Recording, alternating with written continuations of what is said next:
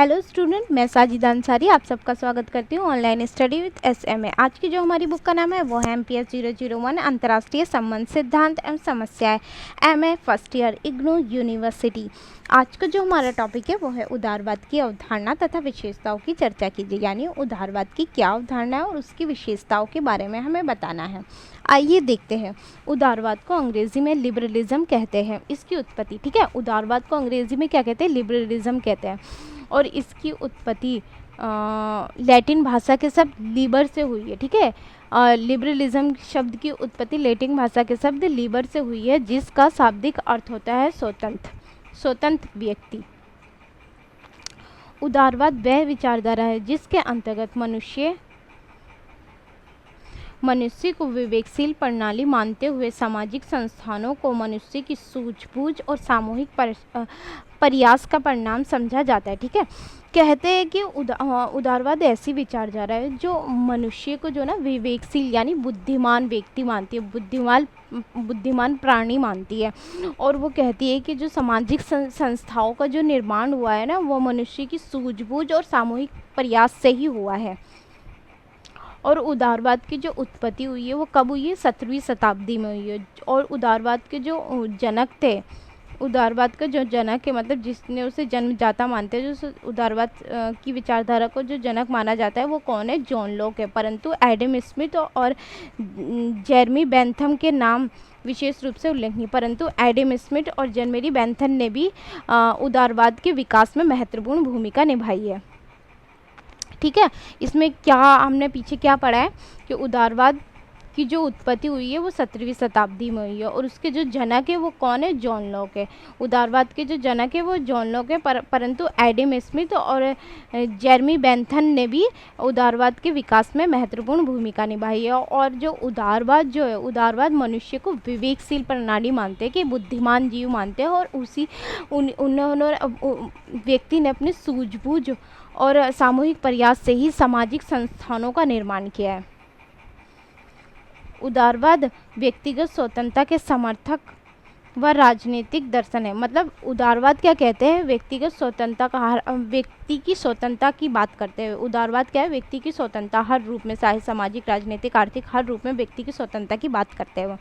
वर्तमान विश्व में यह अत्यंत प्रतिष्ठित धारणा है, ठीक है। वर्तमान विश्व में आज के समय में अत्यंत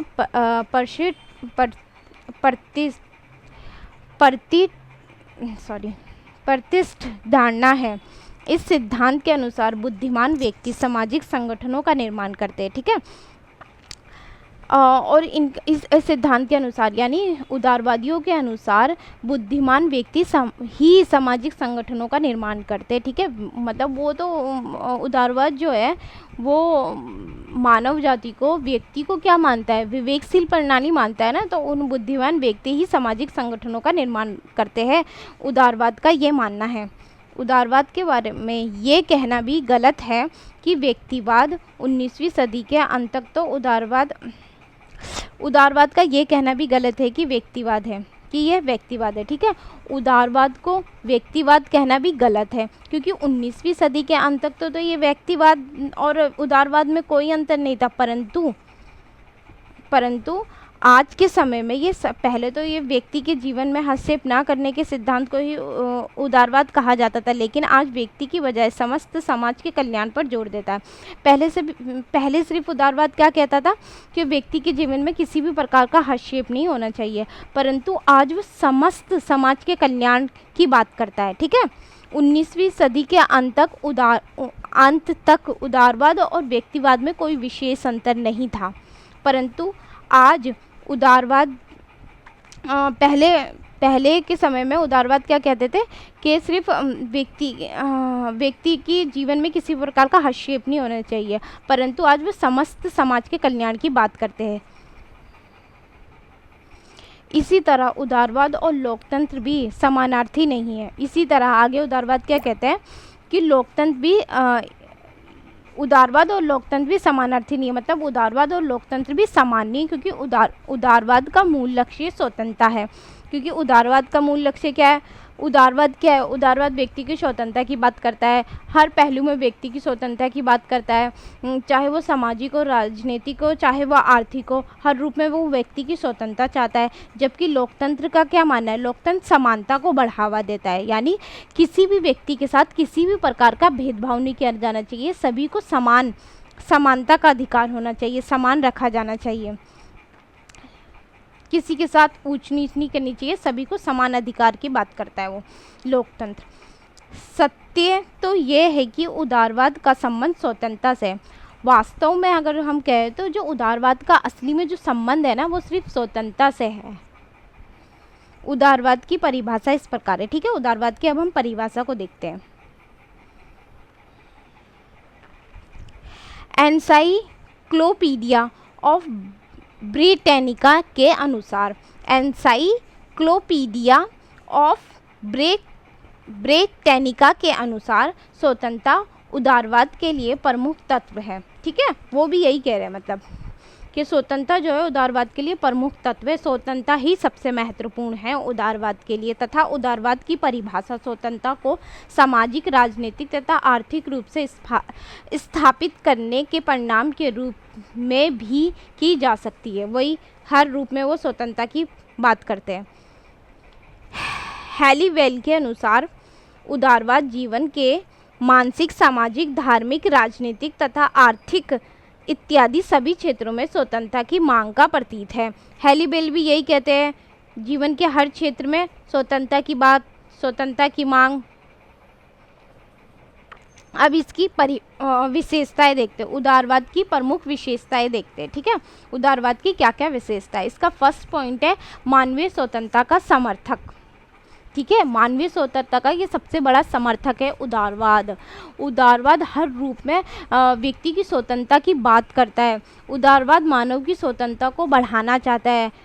उदारवाद की प्रमुख मान्यता ये है कि स्वतंत्रता व्यक्ति का जन्मसिद्ध अधिकार है। ये व्यक्ति की स्वतंत्रता का निरपेक्ष समर्थन करता है।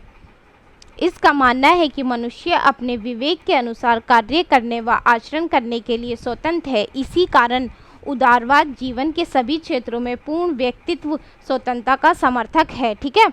मानवीय स्वतंत्रता का उदारवाद मानवीय स्वतंत्रता का समर्थक है। उदारवाद कहता है कि हर रूप में मानव की स्वतंत्रता की बात करता है। वो हर मानव की स्वतंत्रता की, हर रूप में मानव को स्वतंत्रता मिलनी चाहिए। और ये स्वतंत्रता जो है व्यक्ति का जन्मसिद्ध अधिकार है। और मानवीय स्वतंत्रता की सबसे बड़े समर्थक है। उनका मानना है कि मनुष्य अपने विवेक के अनुसार कार्य कर सकते हैं। उनके पास बुद्धि है, वो अपने विवेक से कार्य कर सकते हैं। उन्हें हर क्षेत्र में स्वतंत्रता मिलनी चाहिए। जीवन के हर क्षेत्र में उन्हें स्वतंत्रता मिलनी चाहिए। मानवीय विवेक में आस्था, उदारवाद जो है ना, मानवीय विवेक में आस्था रखते हैं। वो कहते हैं कि मानव जो है वो विवेकशील प्रणाली है, उसके अंदर बुद्धि है, बुद्धिमान व्यक्ति है वो, ठीक है। और उसी से उसने अपने जो सामाजिक, अपनी सूझबूझ से ही सामाजिक संस्थानों व सामूहिक प्रयास व सूझबूझ से ही सामाजिक संस्थानों का निर्माण किया, यानी राज्य का निर्माण किया। उन सब चीज़ों से ही उसने अपनी सूझबूझ और बुद्धि से ही इन सब चीज़ों का, सामाजिक संस्थाओं का निर्माण किया। इसलिए वो किसमें? मानवीय विवेक में आस्था रखते हैं उदारवाद, ठीक है। देख एक बार रीड भी कर लेते हैं। उदारवादी विचारक मानवीय विवेक में विश्वास रखते हैं। उनका मानना है कि मनुष्य ने अपने विवेक से ही आरंभ से लेकर आज तक जटिल सामाजिक, धार्मिक, आर्थिक, राजनीतिक, तकनीकी परिस्थितियों के बीच विकास एवं मानवता का मार्ग निर्धारित एवं विकसित किया, ठीक है। जितनी भी परेशानियां आई है समाज में, राज्य में रहते हुए, उन्होंने अपने सूझबूझ से ही उन सारी परेशानियों का सामना किया है और विकास करते गए, आगे बढ़ते गए, अपने रास्ते खोलते गए, निर्धारित करते गए, ठीक है। अपनी सूझबूझ से ही वो मानव के विवेक पर विश्वास रखते हैं। उदारवाद मनुष्य ने सदैव ऐसे विचार को ही महत्व दिया है जिसकी उपयोगिता बुद्धि की कसौटी पर खड़ी उतरी हो। मनुष्य ने ऐसे विचार को छोड़ने में कोई संकोच नहीं किया जिसकी उपयोगिता बुद्धि से परे हो, ठीक है। मनुष्य ने सदैव ऐसे ही विचार को ही महत्व दिया है जिसकी उपयोगिता बुद्धि की कसौटी पर खड़ी उतरती है, ठीक है। ऐसे विचार को अपनाते हैं, बाकी को वो छोड़ देते हैं। थर्ड पॉइंट है प्राकृतिक अधिकारों की धारणा में विश्वास। वे प्राकृतिक अधिकारों की धारणा में विश्वास रखते हैं। उनका क्या मानना है, उदारवादियों का मानना है कि जो अधिकार है ना, व्यक्ति को कुछ जो अधिकार है, वो संपत्ति का अधिकार, स्वतंत्रता का अधिकार, ये प्रकृति की देन है। ये उन्हें जब वो पैदा होते, जन्म होते, जन्म से ही उन्हें ये प्राप्त होते हैं प्राकृतिक अधिकार। ये किसी राज्य की देन नहीं है। ठीक है, आइए देखते हैं। उदारवादियों का मानना है कि जीवन, संपत्ति एवं स्वतंत्रता के अधिकार प्राकृतिक अधिकार है। स्वतंत्रता के अंतर्गत व्यक्तित्व, नागरिक, आर्थिक, धार्मिक, सामाजिक, राजनीतिक आदि समस्त प्रकार की स्वतंत्रताएं शामिल होती है। ठीक है, स्वतंत्रता के अंतर्गत सारी स्वतंत्रताएं शामिल होती है। व्यक्ति के अंतर्गत, स्वतंत्रता के अंतर्गत व्यक्तित्व की, नागरिक, आर्थिक, धार्मिक, सामाजिक, राजनीतिक आदि समस्त प्रकार की स्वतंत्रताएं शामिल होती है। स्वतंत्रता के अंतर्गत जितनी भी सारे पहलुओं की स्वतंत्रताएं होती है, सब शामिल होती है। होब्स हाउस ने अपनी पुस्तक लिबरलिज्म में 9 प्रकार की स्वतंत्रताओं का वर्णन किया है। ठीक है, उन्होंने होब्स हाउस ने अपनी पुस्तक में 9 प्रकार की स्वतंत्रताओं का वर्णन किया है। होब्स हाउस का कथन है कि ये सभी स्वतंत्रताएं व्यक्ति के व्यक्तित्व के विकास के लिए अत्यंत आवश्यक है, और ये व्यक्ति के विकास के लिए बहुत ज़रूरी है। सारी स्वतंत्रताएं, जो 9 प्रकार की स्वतंत्रताएं जो उसने अपने पुस्तक में वर्णन किया है। होब्स हाउस तो अंतर्राष्ट्रीय मामलों में भी स्वतंत्रता की बात करता है। उदारवादियों के प्राकृतिक अधिकारों के तर्क को इस बात से समर्थन मिल जाता है कि आज सभी प्रजातंत्रीय देशों में मौलिक अधिकारों को विधि के अधीन संरक्षण प्रदान किया जाता है। ठीक है, मौलिक अधिकार आज प्रजातंत्रीय जितने भी देश में सब में मौलिक अधिकारों मिल रखे ना सभी नागरिकों को, तो इस बात का और समर्थन मिल जाता है स्वतंत्रता को। इतिहास तथा परंपरा का विरोध। उदारवाद ऐसी परंपराओं और ऐतिहासिक तथ्यों का विरोध करता है जो विवेकपूर्ण नहीं है। ठीक है, जो पुरानी जो रीति रिवाज, जो परंपराएं होती है, वो ऐसी परंपराओं का उदारवाद विरोध करता है। कैसी परंपराओं का, जो ना व्यक्ति को पंगु बना देती है, उनकी जो स्वतंत्रता को बंधित कर देती है, वो ऐसी हर प्रकार की परंपराओं, वो रीति रिवाजों, वो प्रथाओं का विरोध करता है। अब मध्य युग में उदारवादियों ने उन सभी धार्मिक परंपराओं का विरोध किया था जो सभी के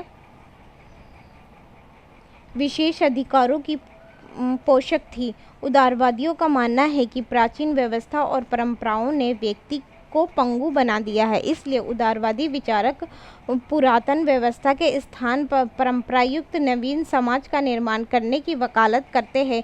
इंग्लैंड, फ्रांस और अमेरिका की क्रांतियाँ इसी का उदाहरण है। ठीक है, उनमें जो क्रांतियाँ हुई है ना, इसी का उदाहरण थे। जो पुरानी पंगु, जिसमें वो जो पुरानी परंपराएं, वो जो रीति रिवाज थी, जिसके कारण उनकी स्वतंत्रताएं बंधित हो रही थी, जिसके कारण व्यक्ति एक पंगु बना दिया था, तो उन सारी स्वतंत्रताओं का, वो उन सारी परंपराओं और रीति रिवाजों का उदारवाद विरोध करता है। और इसका सबसे मेन इम्पोर्टेंट कारण ये है कि जो अमेरिका, फ्रांस और अमेरिका में जो इसकी क्रांति हुई है, वो इन्हीं सब का उदाहरण है। परंपराओं के विरुद्ध ही तो हुई है वो क्रांतियाँ, तो उसका एक सबसे अच्छा उदाहरण है। धर्म निरपेक्षता में विश्वास। वो किसी धर्म में विश्वास नहीं रखता उदारवाद। ठीक है, धर्म निरपेक्षता, वो किसी भी धर्म में विश्वास नहीं रखता है। और जो उसका जो जन्म हुआ था, वो चर्च के निरंकुश के कारण ही तो हुआ था, का परिणाम है। तो इसीलिए वो किसी भी धर्म में विश्वास नहीं रखता। उदारवाद धर्म निरपेक्ष दृष्टिकोण का समर्थक है। उदारवाद का जन्म ही मध्य युग में रोमन कैथोलिक चर्च के निरंकुश धार्मिक आधिपत्य के विरुद्ध प्रक्रिया के कारण हुआ था। ठीक है, धार्मिक निरंकुश प्रतिक्रिया के कारण ही उसका जन्म हुआ था। वो किसी भी प्रकार के धर्मनिरपेक्ष दृष्टिकोण का समर्थन नहीं करता, वो किसी भी प्रकार का धर्म का प्रचार नहीं करता, किसी भी प्रकार का वह धर्म में विश्वास नहीं रखता है।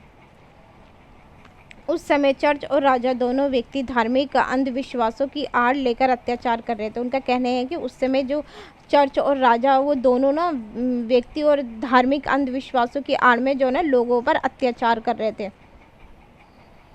इसलिए उदारवाद की वकालत करने वाले सभी समाज सुधारकों व विचारकों ने धार्मिक अंधविश्वासों के अंधविश्वास से व्यक्ति को मुक्त कराने के लिए धर्मनिरपेक्ष सिद्धांत का प्रचार किया। ठीक है, वो जो वैसी जो धार्मिक रूप से जो अंधविश्वास जो बातें थी जिसमें व्यक्ति के साथ बहुत ज़्यादा अत्याचार हो रहा था, उन सब से उन नागरिकों को व्यक्ति को मुक्त कराने के लिए धर्मनिरपेक्ष सिद्धांत का प्रचार किया है उदारवादियों ने, उसकी वकालत की है। अंधविश्वास जैसी पुरानी परंपराओं। इसका 6 पॉइंट है लोकतंत्रीय शासन प्रणाली का समर्थन। उदारवादी लोकतंत्र के प्रबल समर्थक है। ठीक है, उदारवाद क्या है? लोकतंत्र के प्रबल समर्थक है। उदारवादी लोकतंत्र के प्रबल समर्थक है। उदारवाद की विचारधारा अपने जन्म से उस विचार का प्रतिपादन करती आई है कि स्वतंत्रता व उनके अधिकारों की रक्षा का सर्वोत्तम उपाय यही है।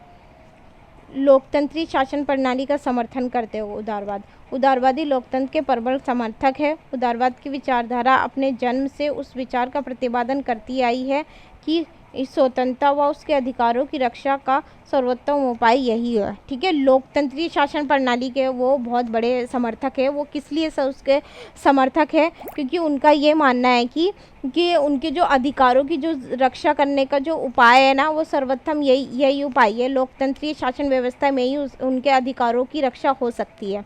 तो इसलिए वो लोकतंत्र के बहुत बड़े समर्थक थे कि शासन की शक्ति जनता के हाथों में हो तथा कोई व्यक्ति या वर्ग जनता को मनमाने ढंग से शासन ना करे।